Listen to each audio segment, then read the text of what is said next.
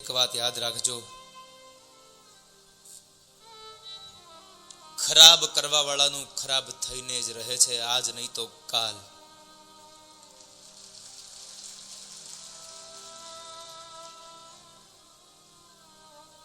વેદ અને શાસ્ત્રોમાં લખ્યું છે એક વાક્ય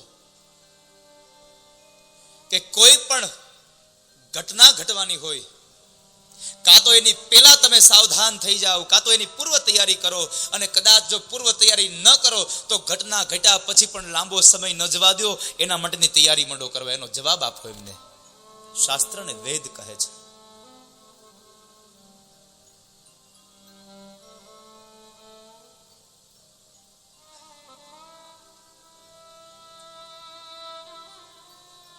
વેદ અને શાસ્ત્રો કહે છે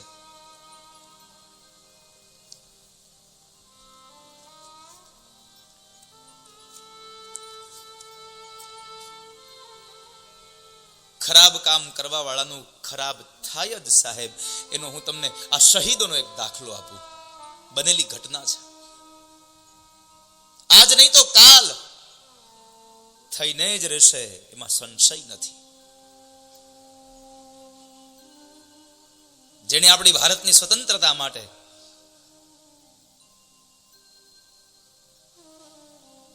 હસતા હસતા પોતે ફાંસી ઉપર ચડી ગયા,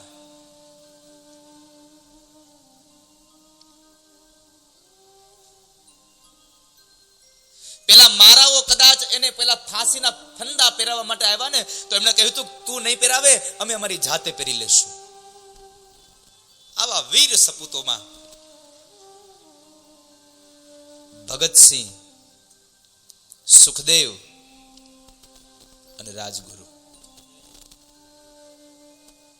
આ ત્રણની શહીદીનો એક પ્રસંગ છે. તારીખ 24/3/1931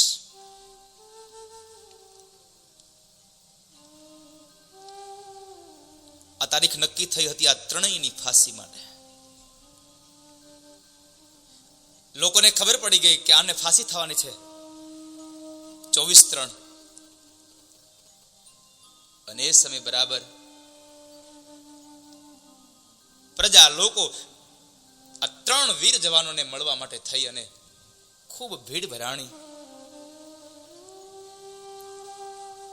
પણ બન્યું એમ કે એમાં એક રાજ રમત રમાણી.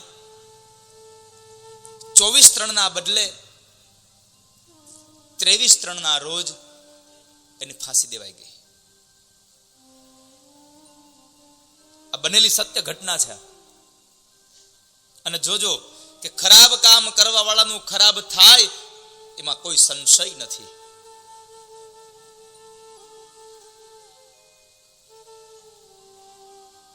ત્રેવીસ 3 રોજ ને ફાંસી દેવાઈ ગઈ. 12 લોકોની ભીડ જામી છે સામે, અને આ બાજુ પાછળમાંથી એક દિવાલને તોડી અને એ ત્રણેયના મૃતદેહને લઈ જઈ અને સતલજ નદીના કિનારે એના ત્રણેયના એ મૃતદેહને અગ્નિનો દાહ આપી દીધો. એના દેહને સળગાવી દીધા. અને આ ખરાબ કર્મ કર્યું હતું મોહમ્મદ ખાન નામના એક વોર્ડમની આખી જ યોજના. મોહમ્મદ ખાન નામનો એક વ્યક્તિ, સમય વ્યતીત થયો, 31 માંથી સમય નીકળ્યો અને બરાબર 1947 ભારત આઝાદ થયું, અને 47 ભારતના અને પાકિસ્તાનના ભાગલા પડ્યા છે.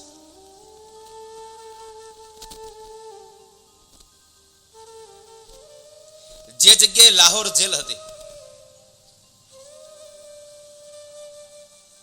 એ લાહોર જેલને તોડી અને ત્યાં એક શાદમાન નામની એક ભવ્ય સોસાયટી બનાવવામાં આવી. જે જગ્યાએ પેલો ફાંસીનો માચડો હતો ને, એ બરાબર સર્કલમાં વચ્ચે આવ્યો, રોડમાં મધ્યમાં. સર્કલની જેમ એ માચડાને મધ્યમાં રાખ્યો એના ડેકોરેશન માટે. જે ફાંસી ઉપર ભગતસિંહ, સુખદેવ, રાજગુરુ આ બધાને ચડાવ્યા હતા, એ ફાંસડો એમનેમ એ માચરાને ત્યાં મધ્યમાં રાખ્યો છે. 1974 વડાપ્રધાન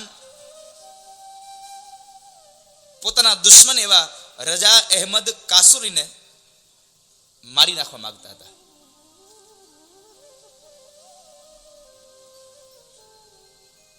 રોજના માટે એ કાસુરી પોતાની કારમાં બેસી અને નીકળે. એમાં બરાબર એક વખતના સમય બધું જ નક્કી થઈ ગયું. તમામ ષડયંત્ર ઘડાઈ ગયું અને મારવા માટે. અને બરાબર એ દિવસ આવ્યો.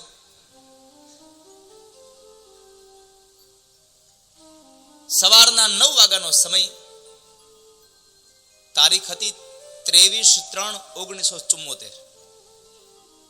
તારીખ 23/3/1974 નો દિવસ. સવારના 9 વાગ્યાનો સમય અને પેલાની કાર આમ નીકળવી અને બરાબર પેલા ફાંસીના માચરા પાસે પહોંચે છે અને એક શૂટ ફાયરિંગ થયું. ડાબી બાજુમાં જે બેઠેલો વ્યક્તિ હતો, રોજના માટે કાસુરી ત્યાં બેસતા, એને મારવા માટે ફાયરિંગ થયું. ફાયરિંગ થયું પણ બન્યું એવું કે આજ એ જગ્યાએ કાસુરી નહોતા બેઠા, એના બદલે એક બીજો યુવાન બેઠો હતો અને યુવાન મરાયો, મૃત્યુ પામ્યો.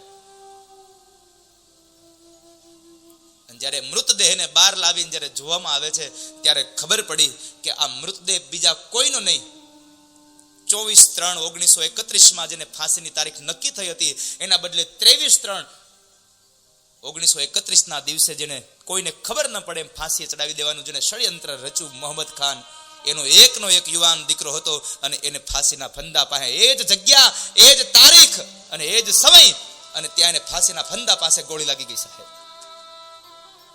મારો કહેવાનો ભાવાર્થ એ છે, ખરાબ કામ કરશો તો તમારું ખરાબ થશે. એક વાર કોઈ જતું કરશે, 2 વાર કોઈ જતું કરશે, 3 વાર જતું કરશે. જતું કરવાની પણ ક્યારેક હદ આવી જાય છે સાહેબ.